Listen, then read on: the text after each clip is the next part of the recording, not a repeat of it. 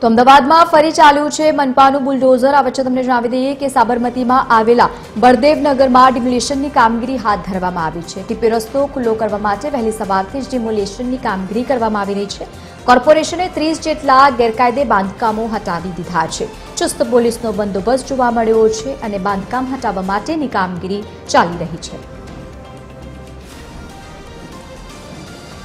વધુ માહિતી સાથે સંવાદદાતા અભિષેક વાઘેલા જોડાયા છે। અભિષેક, ફરી એકવાર મનપાનું બુલડોઝર ચાલ્યું છે, શું વધુ માહિતી?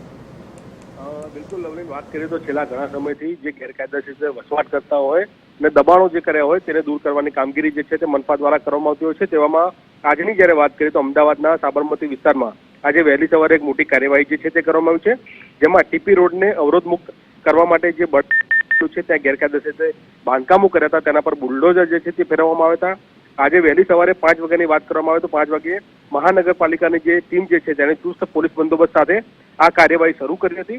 બળદેવનગરની જ્યારે વાત કરીએ તો બળદેવનગરમાં ટીપી રોડને અડીને આવેલા આશરે 30 જેટલા ગેરકાયદેસર મકાનો આવેલા છે, દુકાનો આવેલી છે, જેને જમીનદોસ્ત કરવામાં આવ્યા છે।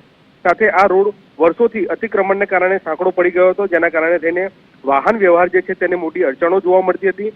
મહાનગરપાલિકા દ્વારા અગાઉ પણ આ બાબતે નોટિસ આપવામાં આવી હતી, પરંતુ તેની કોઈ પણ પ્રકારની અસર ન થતા આજે સીધી કાર્યવાહી કરવાનો વારો આવ્યો છે। હાલ સ્થળની જ્યારે વાત કરીએ તો હાલ સ્થળ પર મોટી સંખ્યામાં પોલીસના જવાનોને તૈનાત કરવામાં આવે છે અને આ કાર્યવાહી જે છે તે હજુ પણ ચાલુ છે। આ કાર્યવાહીથી હવે ટીપી રોડ જે છે તેને ખુલ્લો કરવામાં આવશે અને સાબરમતી વિસ્તારમાં રહેતા રહેવાસીઓ જે છે તેને લાંબા સમયથી જે અડચણો થતી હતી તે હવે દૂર કરવાની અને તેની સાથે રાહત મળવાની કામગીરી જે છે ત્યાં કરવામાં આવી રહી છે। બિલકુલ અભિષેક, આભાર સમગ્ર માહિતી સાથે જોડાવા બદલ। તો પોલીસનો ચુસ્ત બંદોબસ્ત જોવા મળ્યો છે અને આ તમામની વચ્ચે ગેરકાયદે બાંધકામ દૂર કરવામાં આવી રહ્યા છે।